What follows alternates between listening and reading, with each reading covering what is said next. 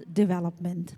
To talk to you on this, we have Mr. Riswo Gorkhali, who's currently the Operations Director at Nepal Youth Foundation, which is a US-based non-profit organization that has been working in Nepal since 1992 and works in a sector of education, youth empowerment, protection, shelter, and health, nutrition, HIV/AIDS, and psychological counseling. Now, talking about our expert today, his prior experience includes working as the head HR and operations at Bivor Bank Limited, which is now the Lumini Bikash Bank. And this role also included leading departments like HR, administration, IT, corporate communications, and special projects. He has worked in various capacities in the area of HR and operations in banking, corporate, education, IT, and development sector. And as trainer and management consultant, he has been involved in various projects and programs aimed towards managing organizations effectively, designing performance management system, enhancing operational activities, and the list goes on and on. So let us all together welcome Mr. Riswo Gorkhali, the director at Nepal Youth Foundation.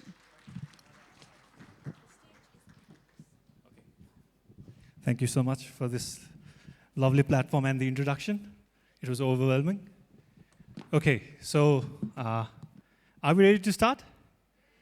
Yes. So good afternoon, everyone. Welcome back after the lunch. I hope you'll not fall asleep in this session. Okay, normally that's the tendency in the trainings and seminars that we eat quite a lot, we enjoy the food, but I hope we can enjoy this session as well. Okay? So, as all of you know what we are here for, we are here to discuss about learning and development and the role of HR, how we can support and facilitate that process. All right?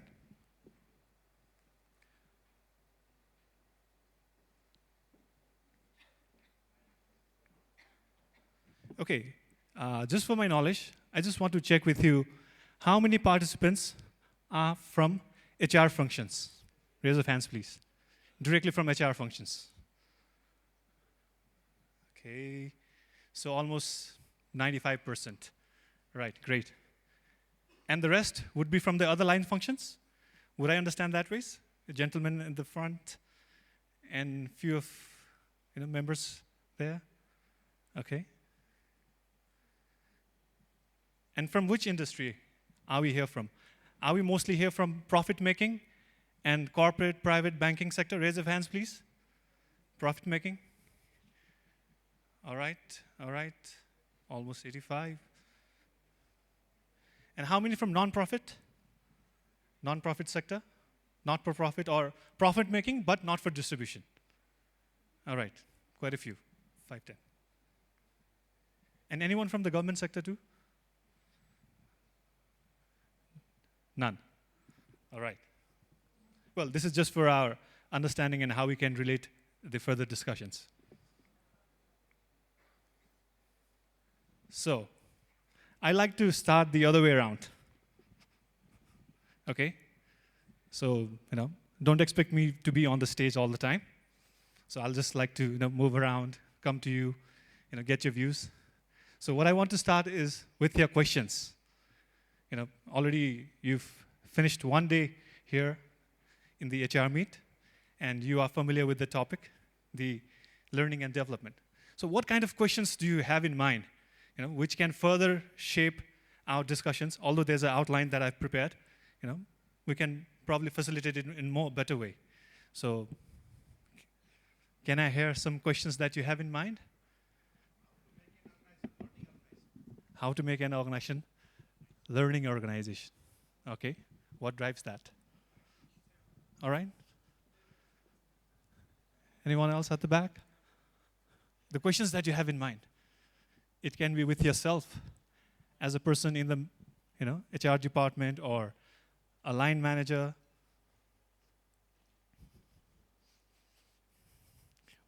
Yeah.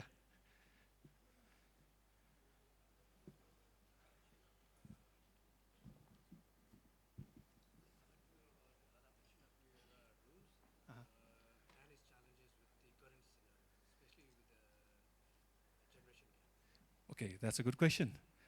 there's a generation gap in how the demographics is changing, all right? And how to adapt to cater to that generation. Would that be right? All right.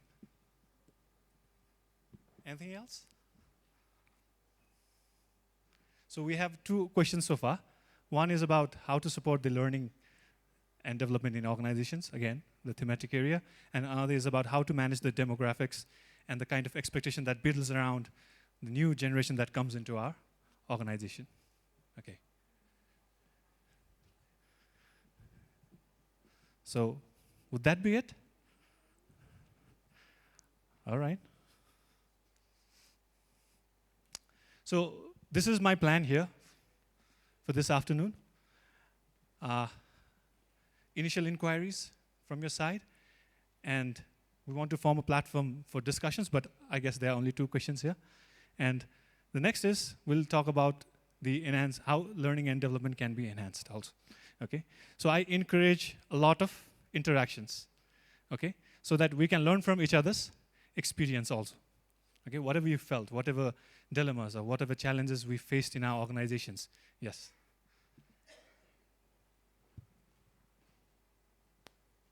Yeah.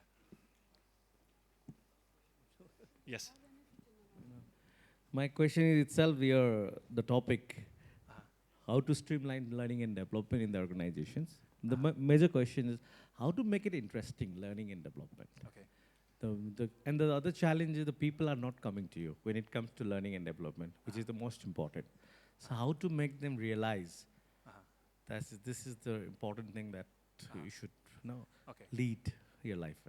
All right, so how to make sure whatever activities you want to design, people come in and participate actively, okay? Sort of related with the second part, again, the demographics and getting them in tune, okay? So, my introduction already has been spelled out.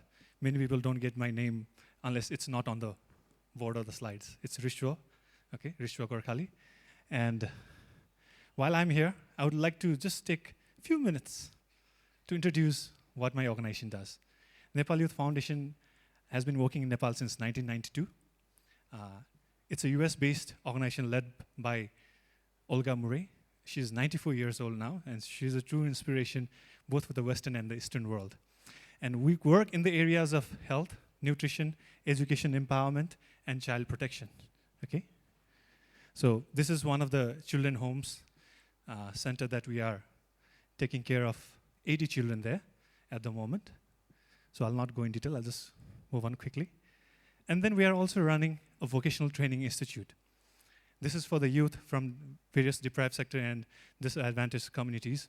There are youth from all over Nepal, even from Acham, Doti, from the western to the eastern part of Nepal. And they come here, they get training from us on areas like electrical, plumbing, carpentry, welding, and even caregiving. And agriculture also. So we have a farm stretch of land there. So we teach them about farming also. About my other experiences, I'm still involved as the faculty for ACE, Institute of Management, for the MBA. And prior to joining NYF, I used to head the HR and Operations Department at Vivor, which currently, the name has changed into Lumbini Vikas Band after mergers. So it has been quite a journey and quite an interesting experience there, Most of us know and hear about organizational life cycle, and we have to spend quite a long tenure to experience that.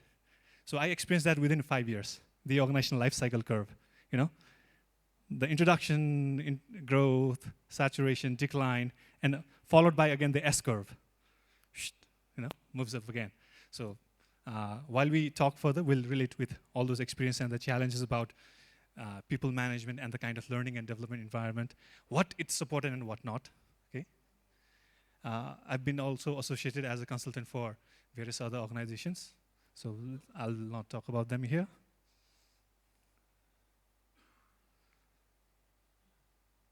Okay, so learning and development and the role of HR. How we can move on? Can anyone read this aloud, please, sir? The illiterate of the 21st century will not be those that cannot read the right, but those who cannot live unlearn and relearn Alvin tougher. Well, let me read that once again. The illiterate of 21st century will not be those who cannot read and write, but those who can not learn, unlearn, and relearn. Do you think this is valid, this statement? So the driving philosophy behind the organization and why we should even talk about learning is this reason. You know? Unless we are ready to learn, we will not learn. Unless we are ready to unlearn, we'll still not learn again. You know, the change management concept, perhaps you may have, you know, experienced or talked about in various other seminars, even in your workplace. So the learning process remains unchanged, meaning it's always ongoing. Well, for me also, I'm here to learn and interact. So don't expect me to be, you know, the so-called expert, probably because of the work profile and probably because of the kind of experience or exposure I may have received. I'm still learning. Okay. So with that, you know, the kind of practice I do for myself is I still maintain my learning log. Every day I have it in my password-protected, you know, file. Whatever I interact, whenever I go and, you know, make a decision or I learn from those decisions. Sometimes it works well, sometimes does not. So you always have to keep your books of learning open, okay? So what is learning again? Why we want to talk about this conceptual framework is because if we understand the base and how learning should be initiated, probably it will help us to better implement them, okay? So learning as the transformative process of taking in information, that when internalized. Yeah, you can. You're free to take the pictures, yes, if you wish to. And the important word there, you know, when internalized. If we reflect back to our childhood days, our parents or teachers must have guided us saying, you gotta, you not gotta, do this, don't do that. But many times we end up repeating the same things again, right or wrong? Why is that? Because we actually don't internalize it. We just see it as a part of discipline activities. You do that, you get a chocolate. You don't get a chocolate. Only the motivation and the compensation part, we see them attached.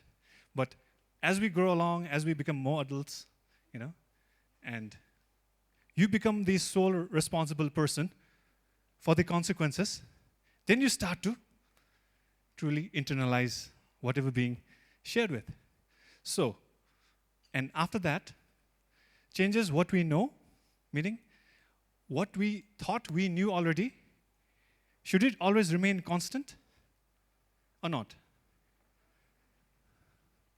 You know, we see so many social problems in our society, you know, in the far western, in the gender, in the kind of caste, culture, creeds, right? But for them, what they know already remains valid always. So that's Haupadi in the western Nepal. And so many issues there. Why do you think the community accepts that again? Because that's the way they have, you know, accepted as something valid and they know.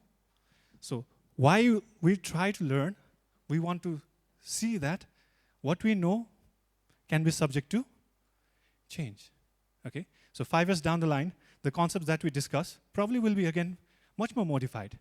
And for me and for us, we should not stick by saying, no, this was the presentation slide, this was what we learned, so this is it. No. We assess both of the aspects of what we learned earlier, what is more relevant in today's context, and then we try to change what we do, okay? So this is what should change us. And many of you must have, you know, 95% of you are in the field of HR. You must have already learned and practiced that learning is an experience. Would you agree? Yes? You know, the experience that we get, the kind of exposures that we get in the organizations with the handling the problems and the situations, it is the experience, and which relatively seeks a permanent change in employees that improves job performance. Now, with what I just said a few minutes back, can you try to contradict something here?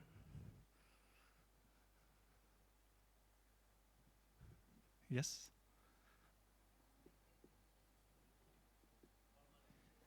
Exactly. Here we say now, permanent change. So the concept is that the only thing that remains permanent is change now. Okay? So does it mean that I put on one idea, you immediately agree to that? The next person comes and throws you another idea, you immediately agree to it. Is that the kind of change we are talking about? Shift of ideas from one to another, just because there's some authority, sometimes there's some power, or sometimes there's intellectual capacity. So what are we trying to reflect back to then? If change is to be permanent, then what should be our model as recipients and implementers in the organization? How should we take it further? When we see that there's a time to change, or no, it's not time to change, somebody advised something, oh yes, we should change, we should accept, we should not. What do you think? How should we go about it?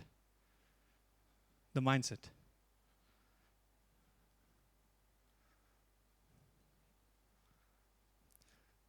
Well, I would say, don't do that without a rational evaluation. Okay? Rational evaluation of, okay, this idea is about making a change, shift from this to this. How is it going to be benefit? And what are going to be the cost? Can we afford such costs? Should we? Right? So, evaluate the need for change. Okay. Now again, your turn to give some feedback. What are the challenges you faced that hinders learning and development in organizations? In your experience, perhaps with groups, individuals. Sorry? Yeah. Can you elaborate that with an example or something without converting it to any department as such? I think any change, generally what like people, human behavior is like whenever there is any change, we see or we face the resistance to that change, generally. So in organization also, like we are talking about what are the challenges that we might face from the context of HR. Okay, so what employees might think is like, whenever there is a change, something is going to change, or maybe their roles are getting changed, or they are getting new roles with the learning and development. Some might take it in a positive way, like it is about their growth, but some might be resistance to that. And so that can be a challenging part for the HRs to manage the how we should motivate that person or employee towards learning and development, I think. Okay, Thank so you. the key problem is that people don't like change too much, right? Okay, so I'll just skip it here. Any other thoughts? One is, yes. Can you pass the mic there?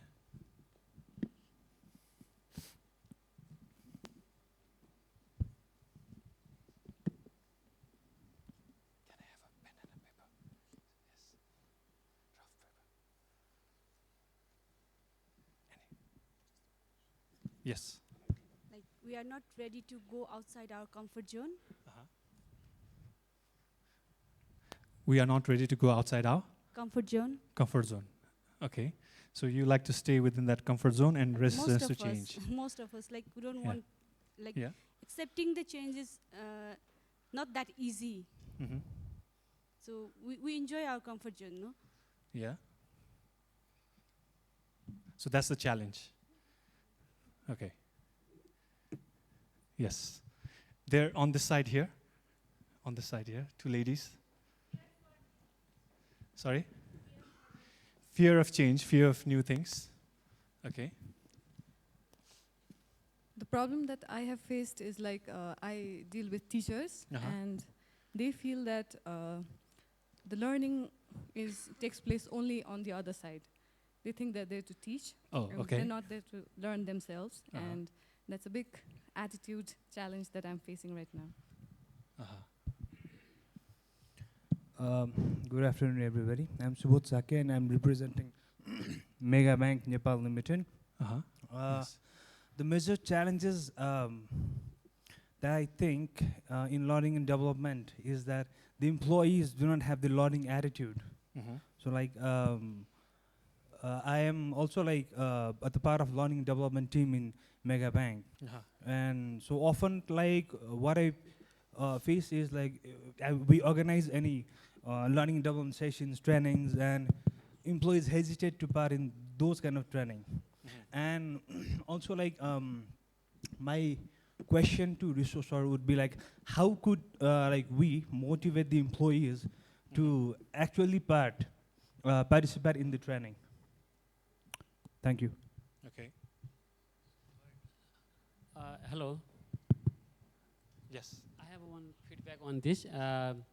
For effective learning, I believe that one should have it, make them or make her or him or herself day learning. So, but people really reluctant to day learning to get effective learning.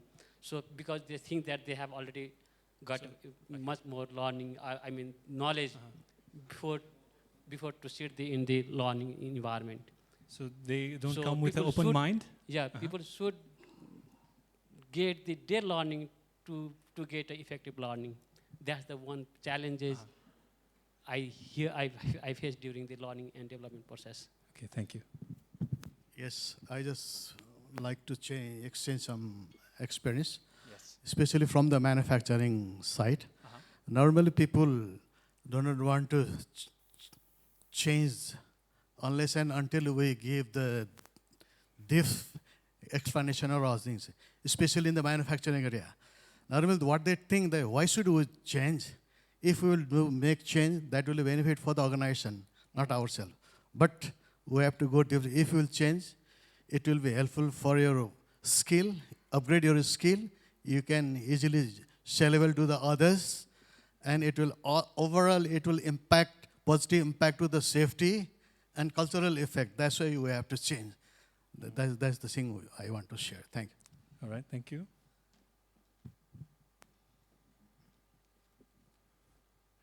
Yes. Two people here, one and there.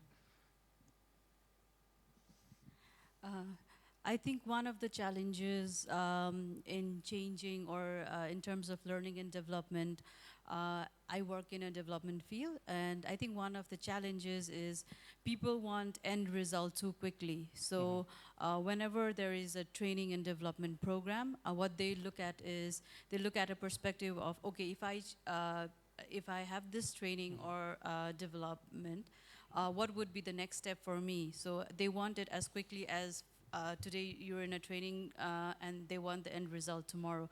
So they do not see the soft skills that have been changed or have been developing over the time. But they, so it's kind of hard to manage expectation of employees. So let me re-understand that. So what you are saying is that employees expect, after they attend the training, they expect a quick rewards or returns or probably even a promotion, is that? Right, Huh? so if I go to any kind of training today, what they expect is within a week or so, I would have some kind of a reward as in a promotion or things like that, but they do not take it as it's a stepping stone. So that whole expectation is difficult to manage. All right, thank you. Yes. And sorry, one of the challenges that I have felt in my practical day-to-day life is like even people perception and their experience that they bring into it. Say like some people would have like 10, 15 years of experience that they have done before, but when it comes to like organizational culture and standard, and we have to put them on our standard and our management like set standard, I find it very difficult for them to change them other way around to our standard. All right. Okay. Thank you. Good afternoon, everyone. I am Akanksha and I represent Seva. So one of the challenges that we're facing in our learning and development is post the trainings or the any programs that we offer to the employees. So one of the primary objective of providing those programs is to actually bring certain changes in their soft skills, as she explained, or to bring about some behavioral changes in their day-to-day life. So we expect them that after we give some sort of such and such trainings, and following day or the following days in their job, they will be changing some sort of their previous behaviors as they were trained in such programs. But one, we don't have a mechanism or a system to actually assess how much of the development or the changes that they have portrayed in their behaviors post those trainings. And also, how can we actually make the system whole sustainable so that once we start a program, it will somehow continue itself. Okay, so good afternoon. To me, one of the challenges we have faced in the as hinders in learning and development is identifying training needs. I mean, training need analysis timely, and it's measuring of impact, training impact. Thank you. Okay, so the challenge is about how to pinpoint what training is needed. Did I understand it right, sir?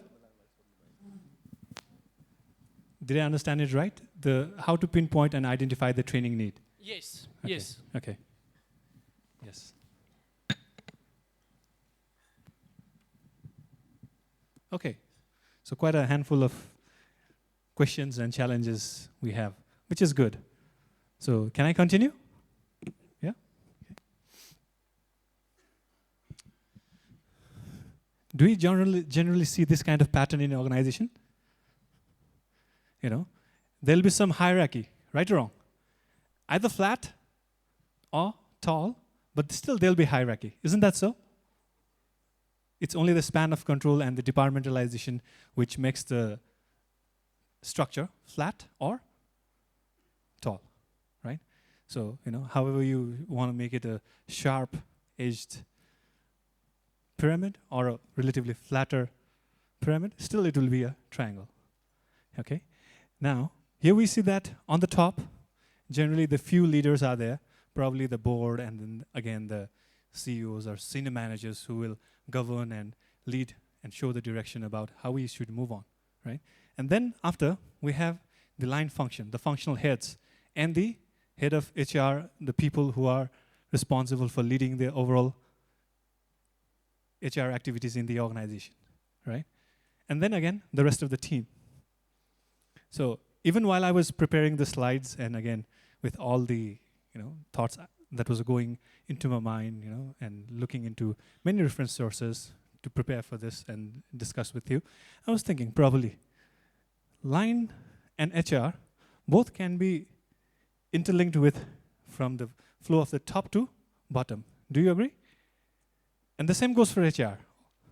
So if you see, the role of HR is even much more vital, where it flows the message, information, top down and bottom up, right? So with this dynamics, what does it bring it on to?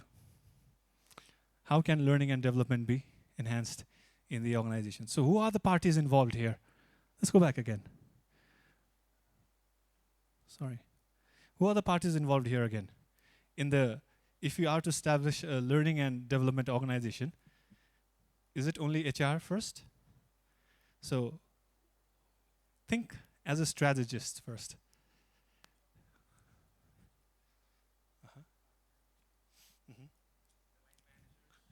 Top management, line managers, and employee. So if you want to build a learning environment and learning organization, only you shouting out aloud, would that be enough? Right? So you have to manage within that entire boundary about the stakeholders. Who are the stakeholders here? The top management, the line, and the rest of the people. And what about you yourself as the HR experts? Do you think you need to manage yourselves too? Yes? My colleague, Rachana there. I know her because we've worked together. So she mentioned earlier that she is now managing teachers, but teachers are thinking that learning only takes place on the other side, right? So could we be also shaded with that thought ourselves? I don't know. Check yourselves, right? A question to think about. So, how to get the top management involved? Definitely for the entire learning and development, we need the top management support, okay? And the leadership responsibility. Why? Because if you initiate an idea, don't you want to sustain that idea? Yeah? And how do you think sustainable approach can take place without you getting the decisions on time, without you getting the resources needed for rewards, returns, organizing sessions, this and that, logistics? All of that requires a support, okay? Green signal. And on top of that, do the top management also believe HR can really make a difference or not? If the top management is placing HR just like a showcase, well, we are a grown organization, we are 200 plus or more staffs, so we now need a HR, and you just showcase them. There's a HR department. But you don't have the necessary empowerment and the room to exercise your thinking so that you can influence the other members. You take an initiation idea and you try to influence the other members, and everyone shuts you down. Hey, HR. How many of us have experienced that too? Not valued. Do we feel that sometimes? Sometimes. Now the situation has improved because it's sometimes. Okay. And what about the HR's role? Meaning the experts involved in the entire process. What's the first bullet? Get your basics right. Many times, I also get frustrated by dealing with people in different organizations who are in HR. Probably they are now shaded with different bureaucratic hurdles and different challenges. And sometimes they don't get the basics right. Okay, we'll talk about each of them in detail. And also, do we take initiation for the design, the kind of learning approaches that we should explore out more? Have we explored out, or do we only depend on somebody to give you that information? Okay, something to think about from the HR's perspective too. And the third, collaborative approach. How to lead the collaborative approach again. Because you are right in between managing all the stakeholders in the organizations. So if you sometimes are empowered, you might not want to include people in your discussions. You might think, I know. So why do I need to involve the other members? The obvious answer is that. They'll say the obvious answer like this. So time waste garnu bhanda. So why don't you just talk about our own ideas and we'll just impose them that. So do we have that do we have that kind of thought ourselves?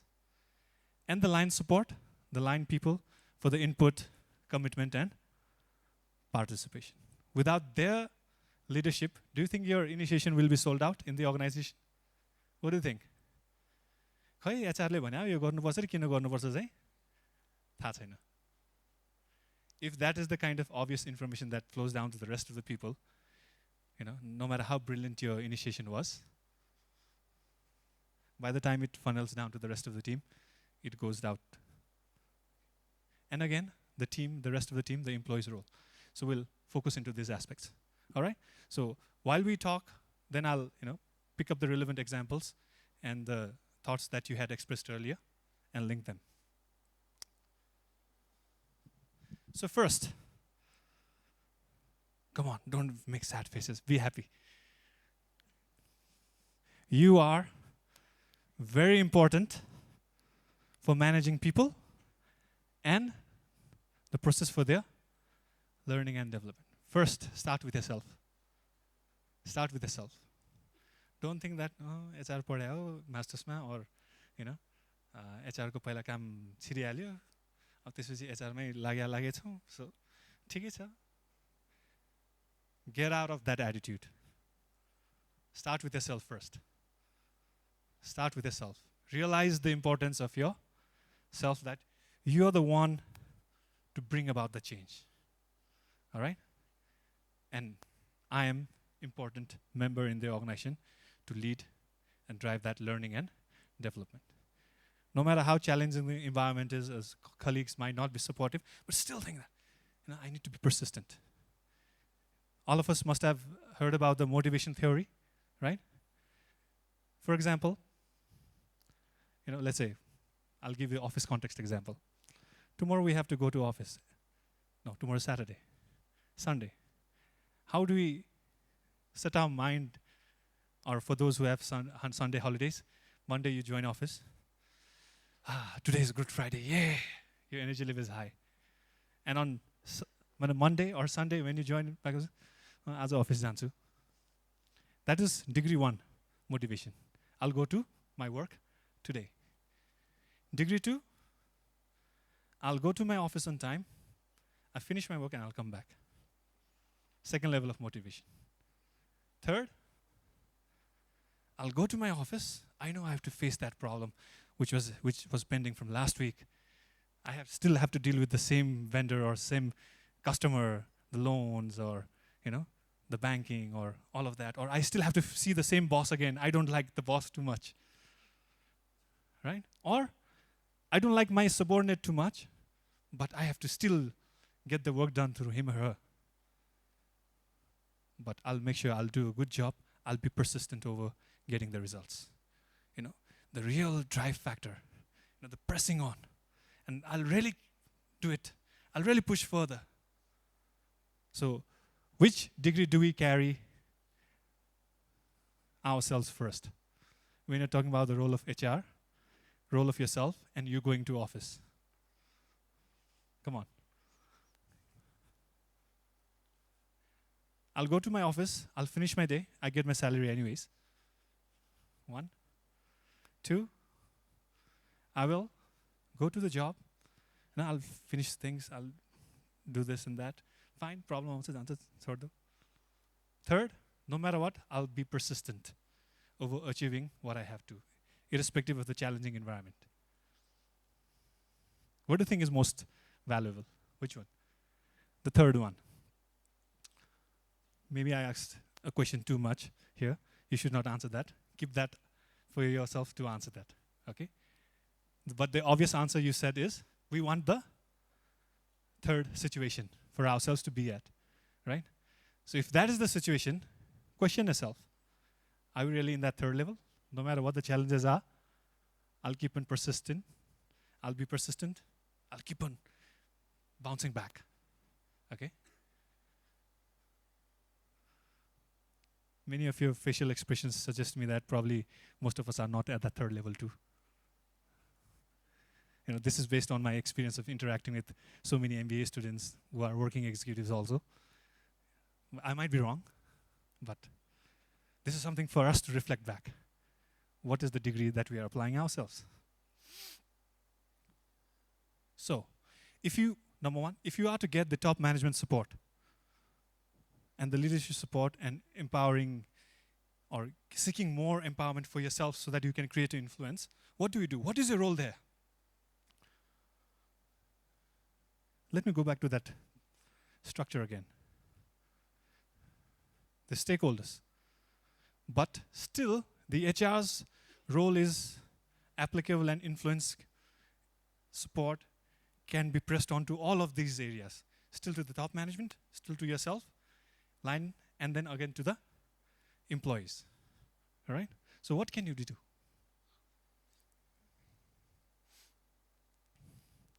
Look at the HR role.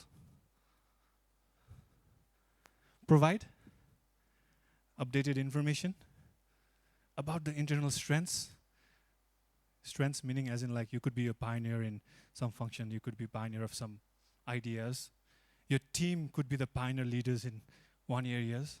Okay, and the challenges could be demographic challenges, some solution or better competitive edges being brought out by some of the product or services.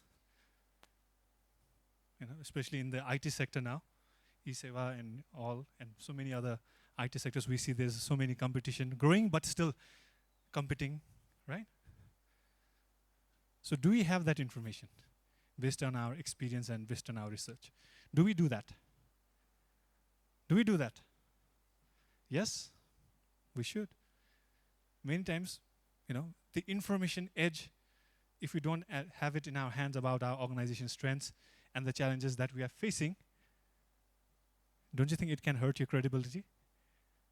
Well, you are not updated. Well, you don't even know your own organization, right? That kind of questions can come up. Second, reflect how the strategic goals can be met.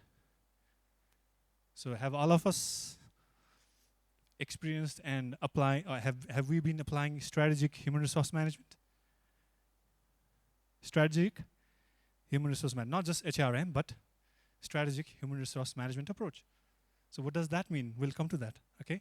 And have we tried to support the top management in what is the goal that the top management is expecting, the target that it wants to build and achieve, and how are you supporting to achieve that through the pathways? Have we been able to share some ideas and thoughts? We should, that is, okay? So what does our approach to us taking a strategic human resource management mean? To link the strategic goals that can develop a culture for innovation and flexibility. Again, the question has been like how to do that already, right? How to do that, okay? That means we may have learned HRM activity means, this and that, all of that, but don't think in isolation. What you think, you may need to, again, change in shape of the goals that your top management is setting, okay? For example, you want to hear one example? Okay. Back in the days when I was working in Vivo Bank, like I shared earlier, we experienced the entire life cycle curve within that 5 years of span. Introduction, growth, we even distributed profit, bonuses, okay, for the staffs. And then saturation all of a sudden, then the challenges, the liquidity crunch, and then went down and again moved on. So early on, the approach towards people management we were taking was more of the value-based approach, right? Meaning, is somebody applying himself, herself sincerely towards accomplishment of the targets? Versus another style which came in or had to be changed later about, well, value, how sincerely you apply yourself. More than looking at that, we are more interested in the results, the numbers, right? So 2 styles of management, had been experienced by that organization then. First approach worked very well. And because of that approach, the S-curve, I would say, was possible. The S-curve, decline and then coming up again. Second approach, at that time, we could not afford to take, again, the first approach. And the other approach started like, all the members in any departments, whether you are in credit, HR, admin, finance, you had to take some targets about bringing in clients, customers, right? Because it was a survival mode. So the strategy changed. Now, what do you think the role of HR should be in that environment? You cannot say, no, पहिला हामी यस्तै गरेको यस्तै गर्नुपर्छ. Would you be able to justify that situation? Obviously not. So your strategic aims change with the moving environment. And with that moving environment, the kind of activities you align should also be adaptive to that, okay? And for the HR experts, know your own requirements. Do the self-reflection. Do the self-evaluation. What is needed today for my own competency? And how do I get it before I can initiate any change?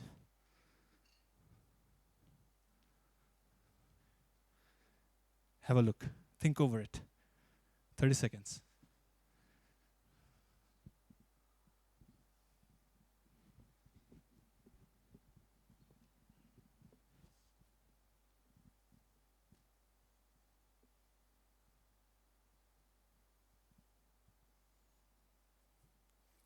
Well, you can include the HR officers or HR experts or managers. So not just that. So what do we see here? There's a whole new set of proficiencies that people in HR also must have. Looks like you are the CEO too here, right? You need the business proficiency skills. You also need the leadership skills. You also need the HRM expertise about the activities, the transactional services, how to recruit, how to decide on the compensation structures, how to conduct salary surveys, how to make the Excel sheets in this pattern or that pattern, you know, and how to initiate learning and managing change.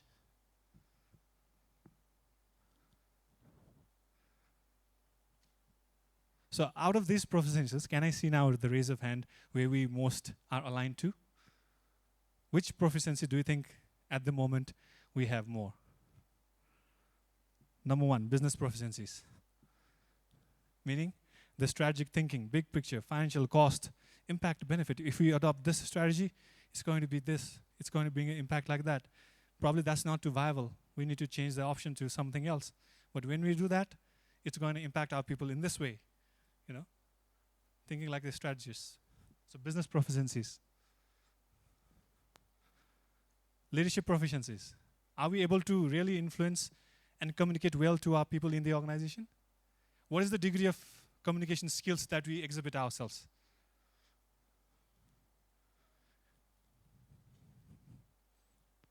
Best, so-so, or probably ongoing. And the transactional services, HRM proficiencies, like how to recruit, where to recruit from, how do we apply what kind of contracts, how to develop agreements, you know, getting into the negotiations, all of that. All right, the transactional services. And the learning and change proficiencies, meaning able to diagnose the organization from outside, rather than just seeing it from one perspective.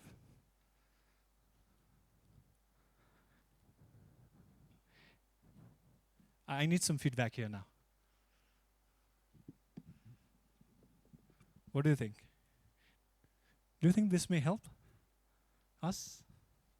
If we have, or if we try to acquire this kind of skills ourselves, getting the basics right? Yes? Yes? Now the second question, are we doing it? Are we doing it? Would I be right in saying that many times we are more stuck here in this part? Would I be right in saying that? Yes? Now, is it because you don't have the empowerment, or you are not supported to give the ideas, or you're not allowed to speak up about the business impact that it can bring, or is it that you don't do it yourself? The first part, not allowed to. Okay. But when you actually want to share, nobody will come and block you. We've likely heard.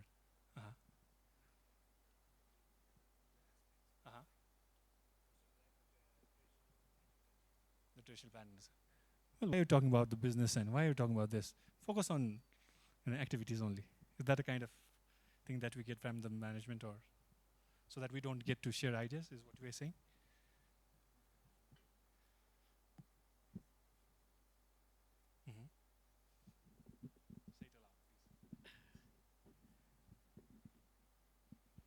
Well, at times the management they don't listen to the HR. They don't fully exploit the potential of the HR. So that is like a. You try to say, but they don't. Yeah. I'll share one more example here. Okay. So with that earlier downfall of the organization, my dear colleague Rachana and we were working together at that time, and the CEO called us in his room and asked us, we're facing this challenge. We're having a liquidity crunch. We're getting the lender of last resort from NRV, right? And we are in a situation now, should we downsize? And what does that mean? That means letting go people, right? Asking them to go from the job. And the first approach, that we suggested was, well, let's think about alternatives.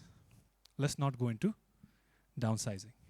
So coming out of that room with that intense comment, remarking, imagine ourselves being out of jobs, and be empathetic about doing that for others also, right?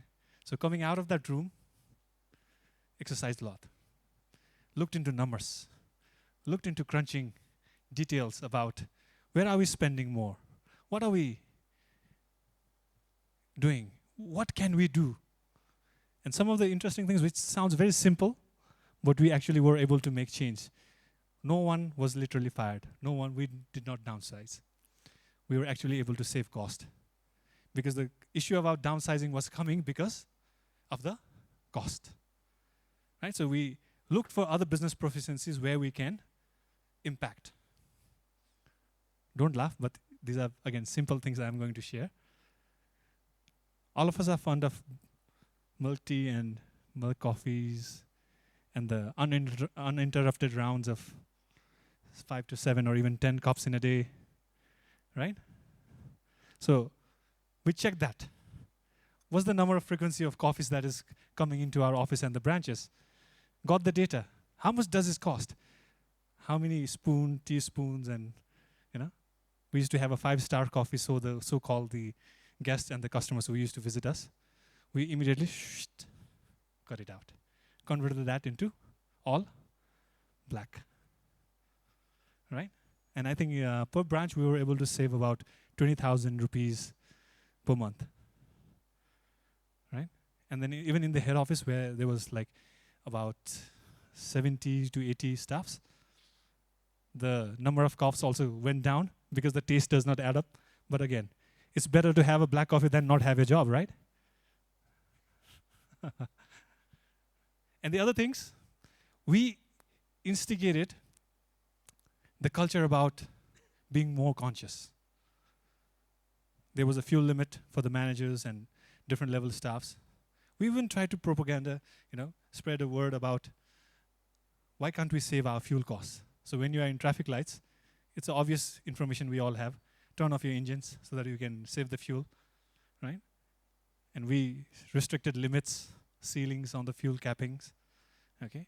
And again, about the different kind of authority that was given to the departments and branches about spending out more.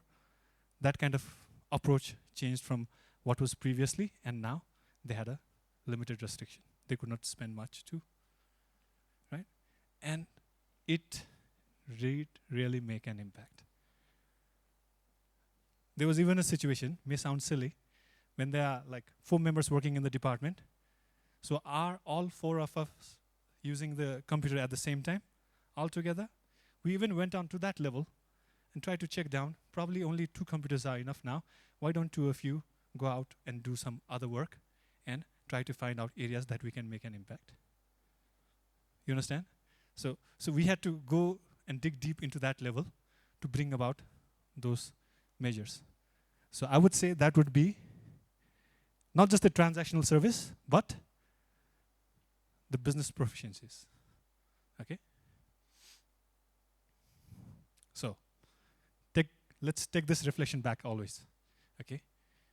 Where do we exercise our efforts more? Obviously, by default, you are expected to be the expert in HRM proficiencies. But don't be happy if you just have that only.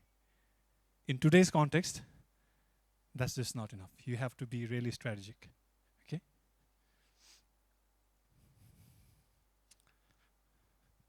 Do you get your basics right about recruitment selection? Earlier examples and the questions that we raised about there's fear of change or how to motivate and encourage participation. People already come with the thinking they already know. There's a solution, primary solution to that. What is that? Recruitment and selection. when you get our basics right, rest of the firefighting goes down. Do you agree? Do you agree? If you are able to identify that this kind of attitude is what we need in the organization, this kind of skills and knowledge is what we need in the organization, and this is the kind of people we are looking for. If your concept about that person who should be taken in is clear, it makes your job a lot easier. I'll give you an example of NASA, US. One of the reporters asked the director of NASA a question, well, how do you motivate your people in your organization? Because everybody's working till late, or they don't think about the office hours as such. Work-life balance is there, but again, they are so much in tune into the project, into the, finding out, participating, all of that. So quite energized team all the time. They're so dedicated. How do you do that? How do you motivate your people? You know what the answer he got? Well, we don't motivate our people. We only hire the motivated ones. Okay? So if we get the basics right about finding the right person, spending time and energy, and again, designing the right selection test to identify that skill, just the regular GMAT pattern test, which normally we have in the banking sectors or other sectors, which one trend has started, yes, verbal efficiency, logical reasoning, all of that. Isn't that very common? Right? So go out of that zone also, trying to find out the right skills. Don't just say that, this particular format is only the format of selecting the right people. Redesign the selection tests. Redesign the models that you need. You applied one selection test, one models, you identified this set of people, and later reevaluate. We had that person through that kind of tests. These were the measures used, but we are not so happy with his or her performance. Did something go wrong in our own design system, in the way we design our tests? Question that too. And don't just think that, hey, yo ta sirle madamle पहिला design गर्नु भयो त्यही भएर यही follow गरे हो. Think intellectually in terms of, can that test meet your current requirements also?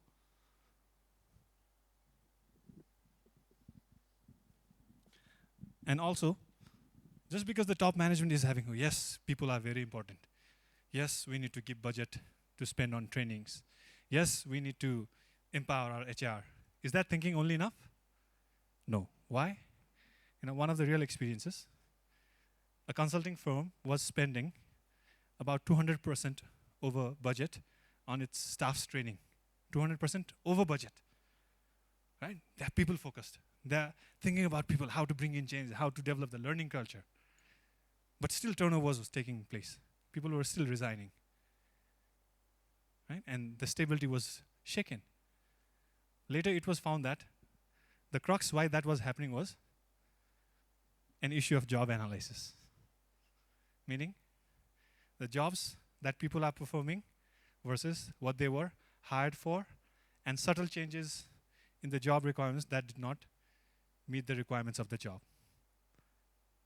And they were not comfortable doing that also. Right? So sometimes it's about the technicality about properly outlining the tasks. So if you get the basics right from acquisition, motivation, maintenance, identifying the training needs properly, following the labor acts. I'm sure all of you have been updated about the current trends, Labor Act of Nepal, right? 2074, which has brought in a lot of changes. So if you apply all of that very sincerely and get the basics right, you'll spend less time firefighting about these issues, which will allow you to talk and exercise your brain time more on what can we do next. Many times we indulge ourselves more into managing the basics only, by account of which you are not able to think for the learning and development avenues. So what's your role in the line support? How can you facilitate that? The line managers Do you think they are best at identifying the gaps of what is needed and what is? Do you think you should take their help and support too? We have dual situations. I think from your expression is what I'm getting. Sometimes they are not able to identify the real situations. Sometimes they are the only source who can give you that information that this is what we need. Because as an HR person, you need to know about all the functionalities. How does a work take place? What is the input? What is the process? What is the output going to be like? Who does what, right? So don't expect that you should not know. You should know about it, but involve the line managers in getting that information. And line managers are the key person who can facilitate the learning and development too. You can only help support in the designs. But when actually it goes down from out of your department and your desk, who are the ones who implement it? The line managers. And also there's a power struggle between line and HR. Do you experience that sometimes? The power struggle? Meaning, line manager says, I know, you're the HR le गर्ने हो, उनीहरूले गर्दै भइहाल्छ भनेर छोड्दिने. At the same time, sometimes the HR also feels, line manager le गर्नुपर्ने गर्दैनन्, अनि हामीलाई मात्रै भन्छन्. Right? I've even faced questions like, why should I do the appraisal? HR ले गर्दै भइहाल्यो नि appraisal. भन्नेसम्मको सिचुएसन पनि छ. भने अर्को टाइममा फेरि रिक्रुटमेन्ट गर्दाखेरि, well, actually it is only HR, we should do the recruitment. Line manager should not be involved in that process. भन्ने एस्पेक्ट पनि छ. त्यो स्ट्रगल्सहरू सुनिन्छ. अनि लाइन म्यानेजरले के गरिदिन्छ त ओनर्स लिँदैन कहिलेकाहीँ फेरि. राइट? मलाई भनेको थिएन क्या कस्तो मान्छे ल्याइदिन्छ अब के थाहा म किन गर्ने. So if you fail to take that collaborative approach right from the beginning, then what happens? Your struggle, your firefighting has started from day one. And that's not what we want to do. Okay? So you need to partner with the line manager. Right? Okay. So I'm getting a warning, 5 minutes left. So I need to quickly move into the discussions. And the employee's role. We as an employee, we are line managers too. We are HR managers too. We are still functional members, team members too. Do you also have our own roles? Yes, you need to make them realize, communicate, okay? And again, the earlier question about how do we instigate that learning and change, get the basics about identifying the right people and the right attitude. Now, sometimes you may not have the choice of recruiting somebody because they are already there in the organization. What can we do about it? Whom do you think you should influence more now to bring about change in that group? Remember the pyramid structure? Top management and the line support. Okay? Well, if your top management is also not supportive, you're doomed. Simple. You're doomed. Okay? If your top management does not support the initiative, you're gone. Okay? And how you can instigate the support of top management? Show them the business proficiencies. Show them what impact can you bring in if you adopt a strategy, and how will it be profitable for you if it's a profit making? Or if it's a development sector, how is it going to impact social change? How is it going to bring about a change that we really need in terms of output? Apply and seek those reasonings so that you get the support in your favor. Do you agree? Yeah? So do that with the business proficiency skills to influence the top management. Now, obviously, if I'm at top management and I'm in the profit-making sector, why wouldn't I want to make more money if that strategy works well? And in doing that, you're still being ethical and applying the right strategy. Okay? And about, I was also asked to talk about a bit about the technology in the role of learning and development. So, what does technology do to you?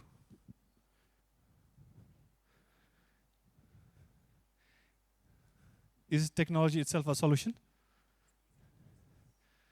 It's a process mechanism, okay, which makes your jobs faster, easier. So while you try to seek the learning and development initiatives, could there be interactive learnings? Many times, probably a session might not be needed, right? Many times, a simple documented information sharing online resources, intranet, all of that can also help people to learn. And you only encourage discussions participants in the meeting so that you can become more efficient in the knowledge ideas you want to generate from people, right? And do we have softwares or online resources that we are using in organization? Yes? Can I hear some of the names? I cannot because I might be advertising somebody, so I don't want to take the names. How about you? What kind of software tools or online free resources are we using? Yes. Sorry? Breathe HR. Breathe HR. Okay. Others?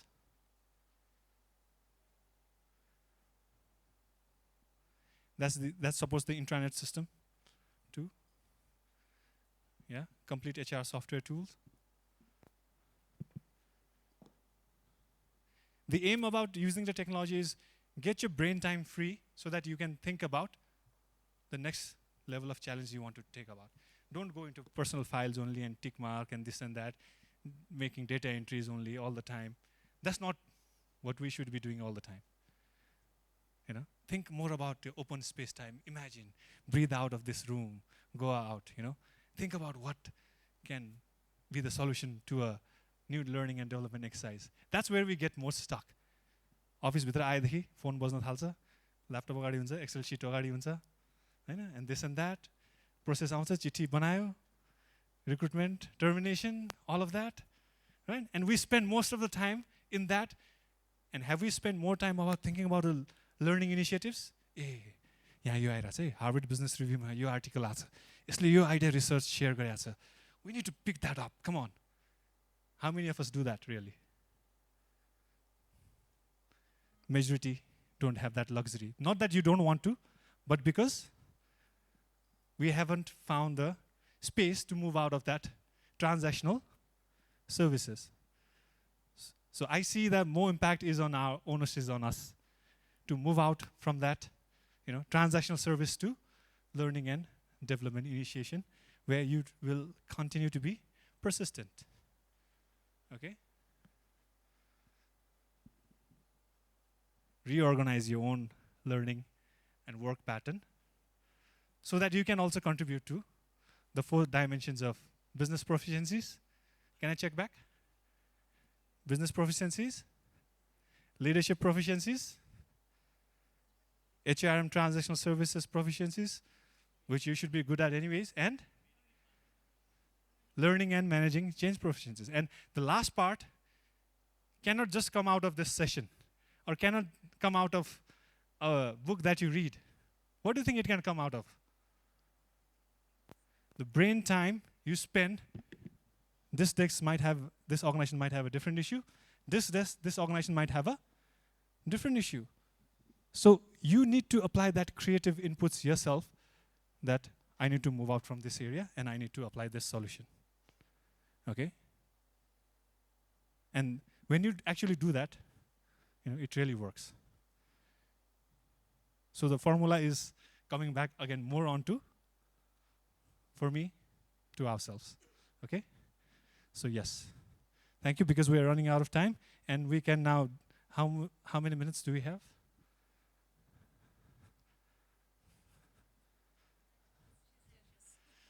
Five minutes?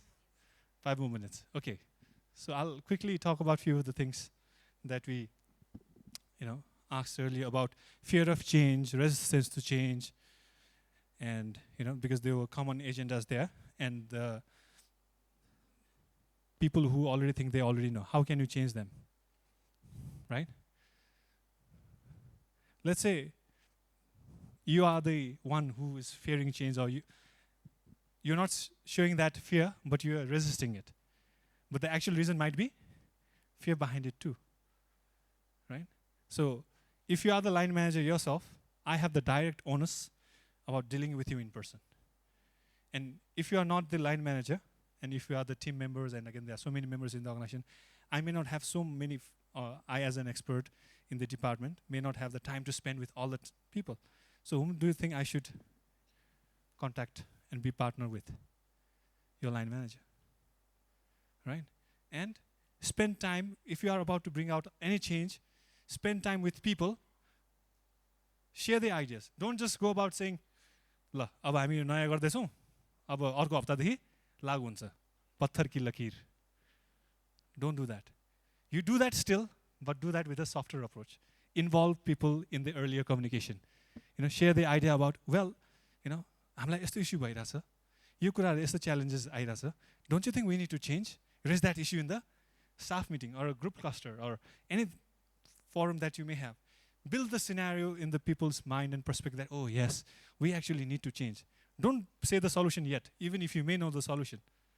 And then after they realize, yes, we actually need to change, that change garna garo hunda रहेछ नि है भन्दै अनि you slowly put down the solution list so that they also become the part of the process. Okay? That's where we go wrong. हैन तिम्रो थाहा छैन तिमीहरुलाई, तिम्रो चुप लाएर बस. हामी गर्छौं, line managers, we are decision makers. And that's where people, the pusko आगो जस्तै हुँदै जान्छ. And they don't actually, take onus in believing the ideas you are sharing. Quick results, employee expectations about, the challenges.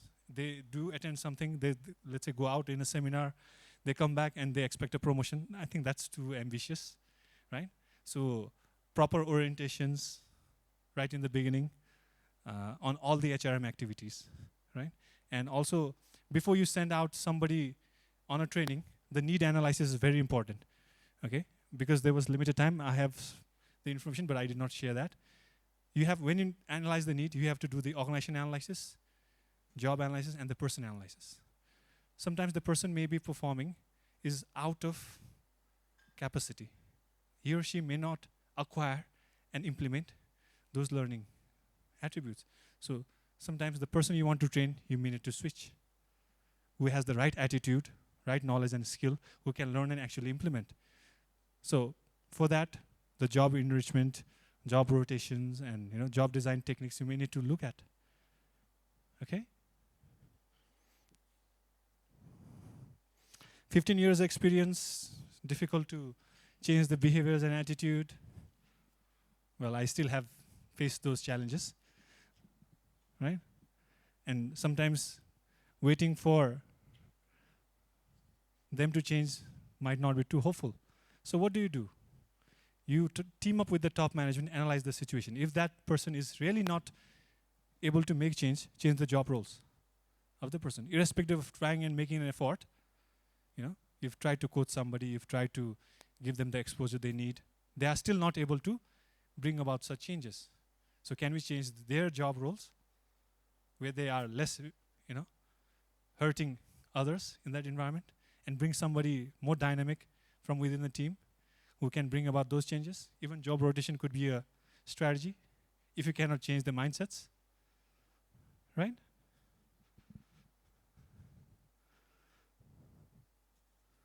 So yes, I think we're done about it. All right, so thank you.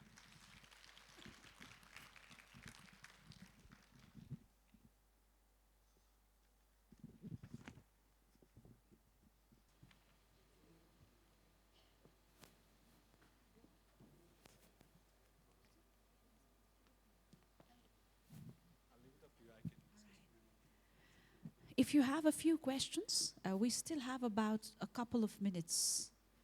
All right, yes, I can see a few hands being raised, if you can take a few questions. Yes. Thank you so much. What I believe is that before going through the learning process, a person actually needs to unlearn what they've learned. So like in the organization, how can we facilitate the unlearning process so that the employees would will be able to acquire new skills and learn new behaviors and all those kind of things? Sometimes you may need to break the pattern of doing things in the organizations, right? To establish that culture is important.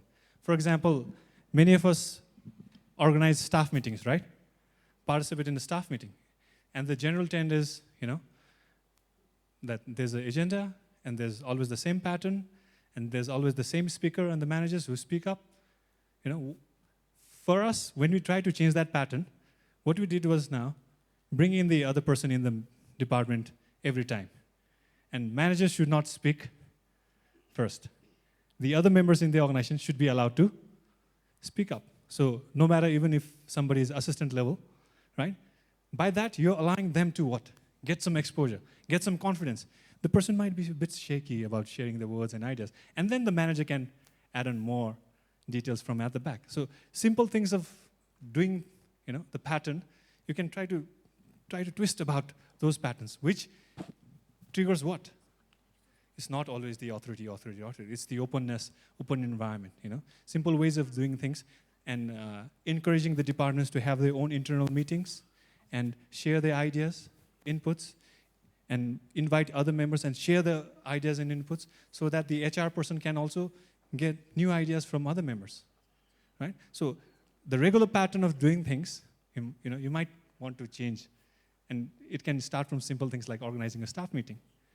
And every time, the facilitator in the staff meeting can also be changed. And you start with an icebreaker of 10 minutes, for example. You can even do a management game. You can even do a video documentary of 10 minutes to inspire and motivate, even the flying eagles, and then relate with the management. Instigate different ways how they practice themselves. And with that, the open-mindedness about accepting and learning change can slowly trigger. And I've faced a situation, I've worked with different styles of leadership and management. A CEO who is so down to earth and doesn't really care about which chair who is sitting in a boardroom versus a CEO, when I was sitting in a chair, he made me feel like, well, you are sitting in my chair. Literally all the chairs are same. So our thinking pattern about how we conduct our regular management activities in the day-to-day office can also block or open the kind of learning process, right? Hello. Yes, where are you, sir? Hello. Thank you. Yeah. Thank you, sir. Yeah. I have one question. How to map learning and development with employee motivation and performance appraisal? Actually, I'm from Nimble Infosys, Khemraj Gimire. Yes. We are doing HR software development, and we are doing looking practical approach, how you suggest doing things. Yes. I'm also one of your clients. Thank you, sir. Thank you. Okay. So how HR software can help to instigate learning and development. I'll give you one simple example. In the time of crisis about the bank, we spend about 40,000 rupees on intranet system. Okay? The intranet system meaning like, and we call it VBs. Bees meaning like bees. Mahuri. VBs. So that's what's for Vivor bees. So what we did was, we used that platform to instigate people about how to bring about change. Simple things like, have you checked before going out to lunch your computer is off? The key message pops out. Or, have you done this today? Because at the time of that need, we needed a platform to share the information and facilitate the communication process. So I think the technology there should be, one, to enable the HR professionals to carry out the jobs more easily, more faster, so that they don't spend into paper crunching, data mining too much. The information, once you feed in, how they can easily get out the analysis details. Well, this is a trend. This is what's happening. So the report generation information could be one area where the softwares can play a role about how to make the everyday job of the HR professionals more easy. Second, how can that be a tool or a communication platform where all members in the organizations are connected?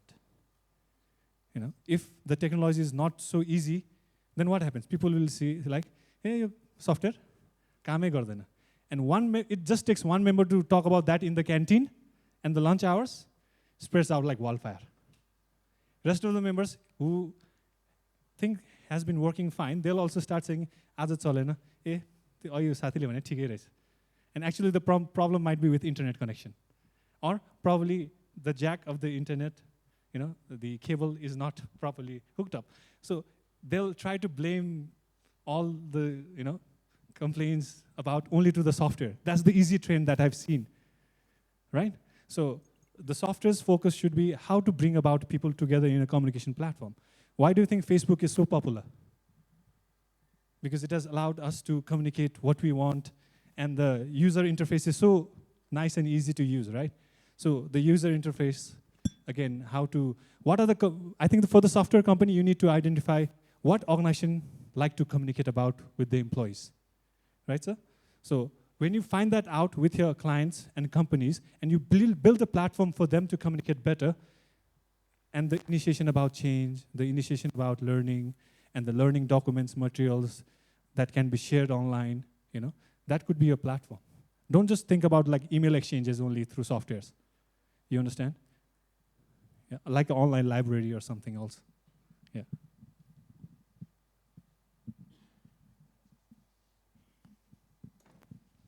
नमस्ते. Yes, sir. म मेरो कुरालाई नेपालीमा राख्छु है. Yes, sir. Why not? अलि राख्न सजिलो हुन्छ भनेर. SME को लागि, स्मल एन्ड मिडियम स्केलको अर्गनाइजेसनको लागि, त्यसमा HR को जुन एउटा डिपार्टमेन्ट छुट्टै बनाउन अलिकति कठिन हुने भएर र स्टार्टअप बिजनेसहरूको लागि हैन, जहाँ चाहिँ सुरुमा एकैचोटि फन्डहरू नहुन सक्छ नि, त्यसमा हजुरले के रेकमेन्ड गर्नुहुन्छ? जस्तो HR को रोल चाहिँ कसले लिने?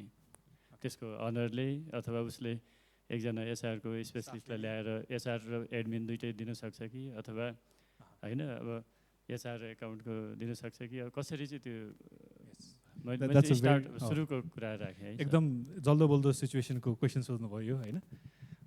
सो म नेपालीमै आन्सर गर्छु. ओके, यो रियालिटीमा हामीले यहाँ एडभोकेट गर्न खोजेको चाहिँ मैले जे पनि इन्फर्मेसन सेयर गरेँ, HR डिपार्टमेन्ट राख्नुहोस्, HR डिपार्टमेन्टले गर्ने भनेको भन्दा पनि HR ले गर्ने रोलको बारेमा कुरा भयो.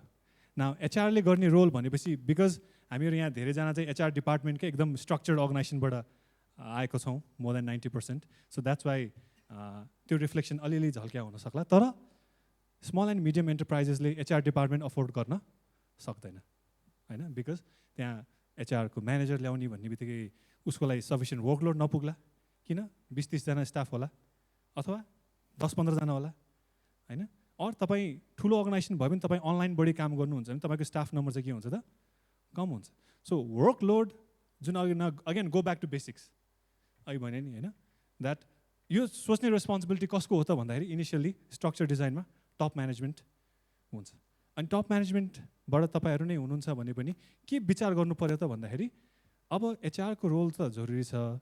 HR को रोल निर्वाह गर्नको लागि हामीसँग HR कै एक्सपर्ट अफोर्ड गर्न सक्ने र कामको लोड सफिसियन्ट छ कि छैन, त्यो आन्सर चाहिँ तपाईँहरूले खोज्नु पर्यो. अरू कसैले आन्सर गर्न सक्दैन. भनेको उसलाई ल्याएर 20-30 जनाको उसले के गर्न सक्छ?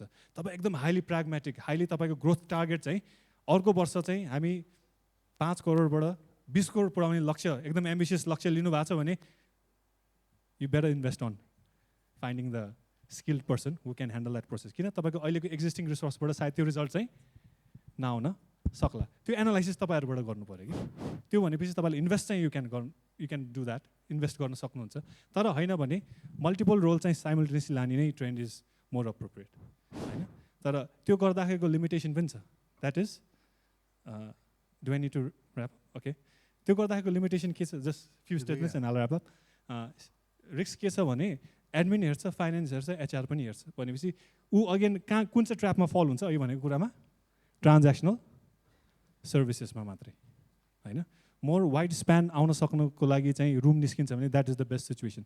So it does not matter. एकजनाले पनि त्यो मल्टिपल रोल ह्यान्डल गरेर जस्टिफाई गरिकन बिजनेस प्रोफिसियन्सी, लिडरसिप इन्फ्लुएन्स त्यो टार्गेट अचिभ गर्न सक्छ भने डिपार्टमेन्टै खडा गर्नुपर्छ भन्ने जरुरी छैन. तर तपाईँको एम्बिसियस गोल डेलिभर गर्नलाई त्यो स्किल्सबाट आउँदैन भन्ने चाहिँ अब इन्भेस्टमेन्ट गर्ने बेला भयो कि भन्ने पनि सोच्न चाहिँ पर्ने हुन्छ. ओके, मेरो एउटा सानो प्रश्न है, यता छु म. या सर, या मेरो प्रश्न भन्नु कि करेन्ट इस्यु भन्नु. हजुर, जस्तो HR को एउटा च्यालेन्ज कस्तो आउँछ भने, जस्तो फर इक्जाम्पल थर्ड पार्टीको कारणबाट पनि इस्यु आउँछ कि. फर इक्जाम्पल भनौँ न, हजुर हजुर, रिसेन्टली मिनिमम वेज पब्लिस भयो है मिनिमम वेजको अब्जेक्टिभ के छ भने जुन मिनिमम छ त्यो दिने त्योभन्दा बढी दिएको चाहिँ नदिने तर वेयरएज यता के हुन्छ भने ट्रेड युनियनहरूले होइन गभर्मेन्टले दिएपछि त्यो लिनु पऱ्यो द्याट इज आवर राइट भन्छ in the meantime third party जुन छ अम्पायर हुन्छ नि गभर्मेन्ट एजेन्सी श्रम विभाग श्रम कार्यालय अथवा तिनीहरू चाहिँ एकदम चुपचाप भएर बसिरहन्छ मिलाउनुहोस् न मिलाउनुहोस् मिलाउनुहोस् न मिलाउनुहोस् भन्छ कि that is the issues number 2 recently आएको इस्यु है जस्तो हाउसिङ एलोकेसन फन्ड हजुर हाउसिङ एलोकेसन फन्डलाई कसरी युज गर्ने भनेर त जुन क्राइटेरिया छ नि त्योभन्दा बाहिर जानु पाउँदैन एउटा मल्टिनेसनल कम्पनीमा चाहिँ सेम इस्यु आयो अनफर्चुनेटली गभर्मेन्टबाट कुनै जवाब आएन यो त्यो तपाईँले मागेको सही हो गयो केही पनि भनेन होइन हुँदा हुँदा हुँदा हुँदा ल्याटर 15-20 दिन स्ट्राइक भयो पछि आफै बन्द भयो यो सिचुएसनमा त एचआर रोल त प्यासिभ भयो नि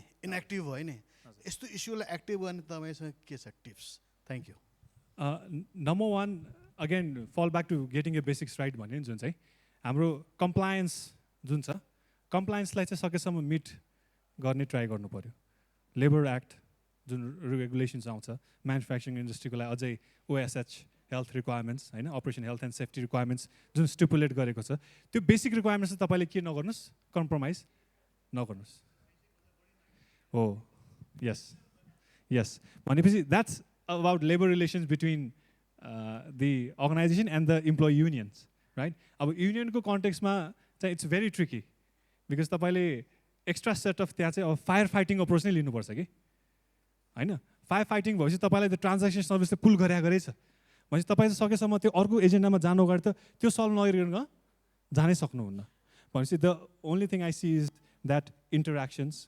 नेगोसिएसन्स होइन उनीहरूलाई कन्भिन्स टु बी कन्भिन्स कति हामीले दिन सक्छौँ कति तिमीले डिमान्ड गरेर त्यो दुइटा बिचको बार्गेनिङ जुन जोन हुन्छ नि त्यसमै तपाईँले सिन्सियरली एफोर्ट लगाउनु बाहेक चाहिँ यु नो अब they are different practice in the industries होइन कहिलेकाहीँ क्यारोट एन्ड स्टिक अप्रोच लिएको पनि देखिन्छ द्याट इज थ्रेटनिङ गर्ने अप्रोचदेखि लिएर यु नो अलरेडी उनीहरूलाई अलिकति रिवार्ड के गरेर सेटल गरेको पनि देखिन्छ तर again the right approach I would say you know get that relationship communication process with the unions union influential leaders किन युनियन आफैमा इन्स्टिगेट हुँदैन इन्स्टिगेट गर्ने तत्त्वहरू व्यक्तिहरू पर्सनालिटिजहरू हुनसक्छ त्यो की मेम्बर्सहरूलाई तपाईँले चाहिँ आइडेन्टिफाई गरेर उनीहरूसँग चाहिँ त्यो एउटा पिआर हुन्छ नि रिलेसनसिप्स चाहिँ अनगोइङ आइडिएसन्स त्यो कुरा चाहिँ कन्टिन्युली चाहिँ तपाईँले एफोर्ट लगाउनुपर्छ अनि त्यो गर्दैमा पनि तपाईँले भनेको चाहिँ उसले अलिकति सफ्ट कर्नरले सुन्न सक्ने अवस्थामा जाओस् भन्नेलाई एफोर्ट चाहिँ लगाउनु पऱ्यो कि त्यतातिर yes yes yes yes which is off the टेबलको कुराहरू पनि छ फेरि होइन yes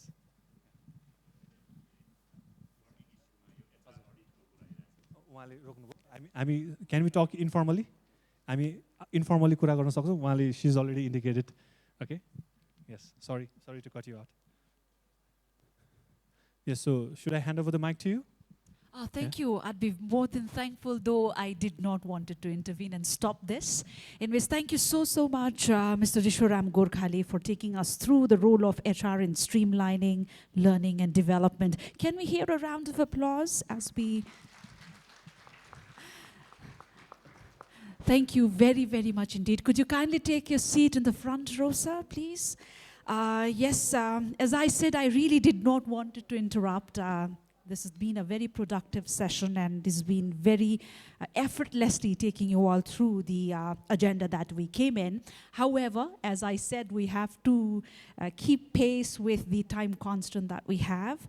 And said that, ladies and gentlemen, as I can see the rest of the participants pouring in, I assume we are done with the rest of the sessions effectively as in this hall. So for your information, one more time, we held 3 sessions parallelly in 3 halls, and now this has come to a conclude. We would take a moment to extend our heartfelt gratitude to our esteemed experts who have spared their time and their invaluable experience and expertise at this very forum. To do the honors, I have the pleasure of inviting upon stage our MD, Mr. Mohan Ojha. Okay, let's take All right, as we await for our expert to arrive in the hall, I have one important announcement and a request to make. A feedback form will be distributed amongst you. Ms. Kiran, if you could send all the feedback forms to each table, kindly fill up those forms and do not leave without, giving this away to our volunteers who will be coming to collect the feedback forms to your tables shortly. The feedback forms will be coming to you shortly. The feedback forms, as I was saying, will be coming to you shortly. We humbly request you very much, in fact, to kindly fill those up and give it back to our volunteers. Said that, ladies and gentlemen, yes, coming back to the formality that's so important for us, I have the pleasure of inviting one more time MD of Growth Sellers, Mr. Mohan Ojha, also the chairperson of the steering committee of HR Meet 2019, to extend this gratitude to our experts. First and foremost, I have the pleasure of inviting Mr. Riswo Gorkhali, the Operations Director, Nepal Youth Foundation. And this is a small souvenir, a token presented to you for the invaluable support and gesture that you have extended to us. Let us all together extend our bit of gratitude. Thank you, sir. Thank you indeed. And my pleasure of inviting up on stage CA Manoj Kumar Gewali, the Chief Executive Officer, Jyoti Vikas Bank Limited, who was the expert speaker for the panel, for the session, in fact, High Attrition Rate, a Challenge. Thank you, sir. Thank you indeed for your most valuable support. I'd like to hold back Mr. Mohan Ojha for a while. Mohan, sir, could you kindly stay back for a while? Do we have representatives from IME Group, IGI, Dish Home? Do we have them around? Dish Home and Desh Sanchar? We have this gratitude yet to be given away. Dish Home, yes, I can see a rep from Dish Home HD, our invaluable partner, our entertainment partner of HR Meet 2019, the 12th edition. It is with much gratitude that we are extending this souvenir to you and your company. Thank you very, very much. From IME Group, we also have a representative. Could you kindly come up on stage and receive this?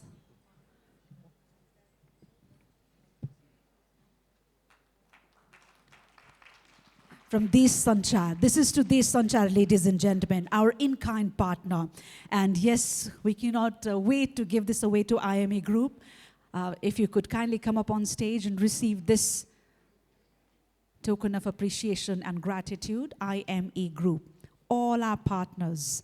Yes, HR Meet 2019, 12th edition, coming to you with the theme HR in the Age of Digitization in association with Access World.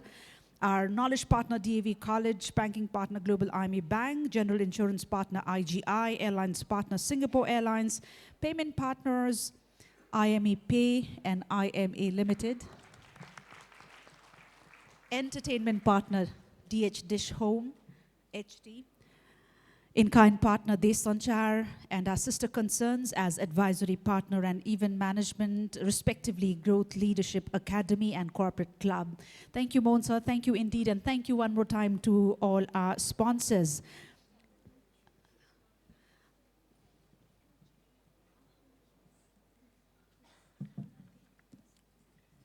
All right, we have a couple of minutes, we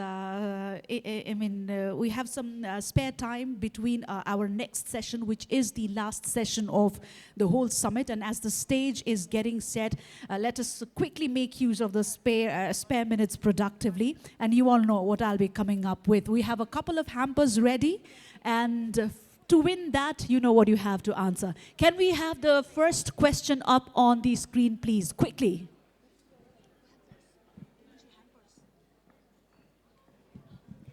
And we have two vouchers remaining to be won. And both are for your trip to Chandragiri. You'll be winning a few cable car tickets, which will take you to Chandragiri Hills. Can we have the question on the screen, please? All right. It's coming, don't worry.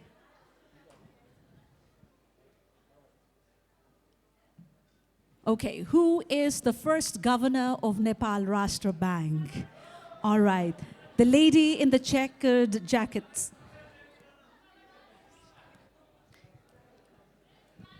Can you come up with a microphone here, please? At this table. No. I've already picked her for... Himalay Samshed Jawara. Himalay Samshed Jawara. Himalay Samshed Jawara. Himalay Samshed Rana. I will have to give it to her because she was the one to answer it first. I'm really sorry for that. Anyways, congratulations. You did get it right. Can that be shown on the screen, please? That's it. I'm really sorry for the gentlemen out there, but kudos to your spirits. Okay, quickly though, the last question.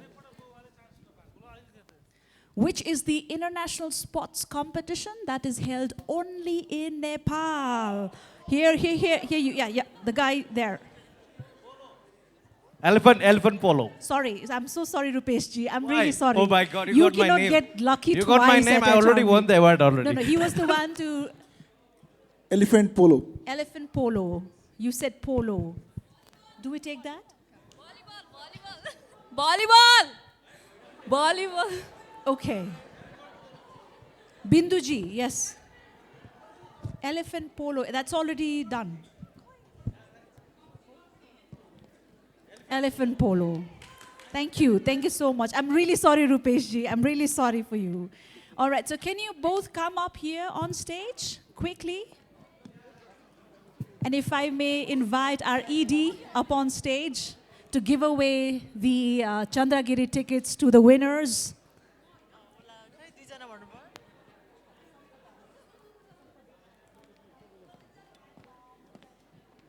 From Hotel Shambhalas, Sampada ji is here already to get the tickets. Could you kindly come up, please? Many congratulations, Sampada ji. Thank you very much.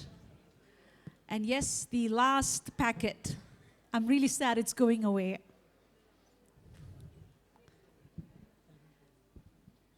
Yes. What's your good name, please? What's your good name, please? I think he's too excited. All right. Congratulations anyways. And thank you, Edie sir. Thank you so much, Mr. Jayendra Raman. All right, now let's get back to business, a serious one this time. We talked a lot of digitization, a lot of mainstreaming work, but besides the focal works and the mainstream stuffs, there are many things that goes on about in the office, of which sometimes some come to the surface, some do not. Now, we will certainly dissect the overall stuff, overall issue, and then, maybe come up with how we can check these malpractices in this age of digitization. Are you familiar with the term harassment? How many of you are familiar with this term? Harassment.